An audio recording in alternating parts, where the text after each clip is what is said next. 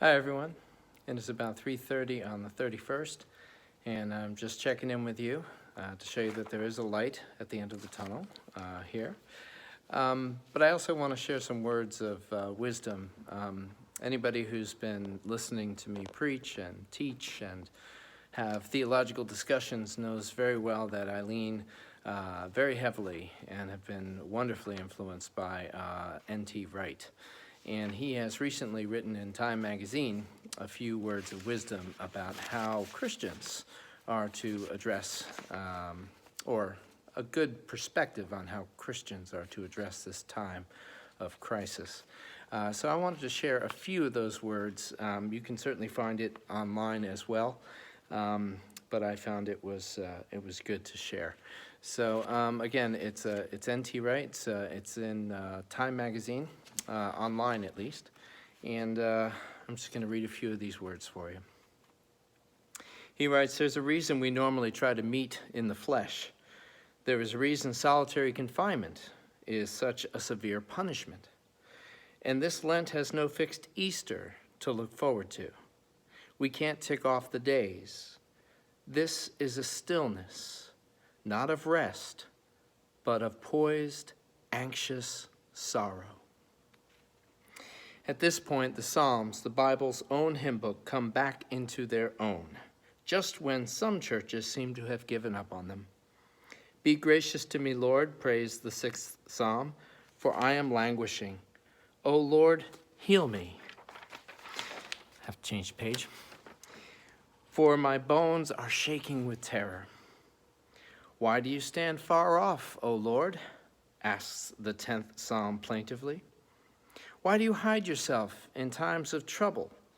And so it goes on. "How long, O Lord, will you forget me forever?" Psalm 13.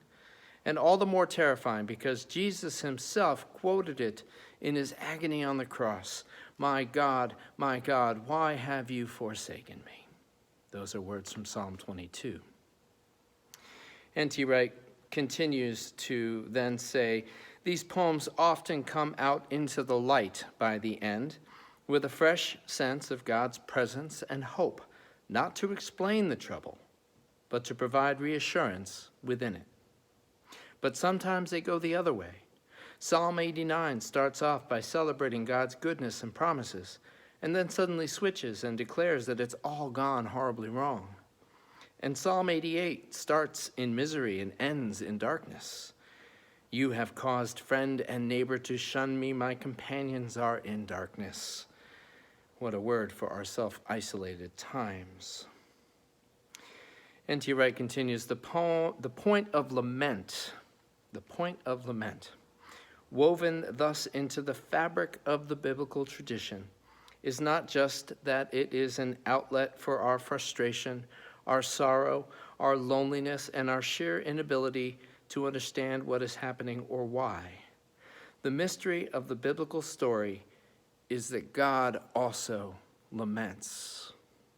Some Christians like to think of God as above all that, knowing everything, in charge of everything, calm and unaffected by the troubles in his world. That's not the picture that we get in the Bible. Then he concludes, "In fact, it is part of the Christian vocation not to be able to explain and to lament instead. As the Spirit laments within us, so we become, even in our self-isolation, small shrines where the presence and healing love of God can dwell. And out of that, there can emerge new possibilities, new acts of kindness, new scientific understanding, new hope, new wisdom for our leaders." To which he concludes, "Now there's a thought." I hope these words reassuring you that lament is okay. This is a time of trauma. We don't have to have the answers.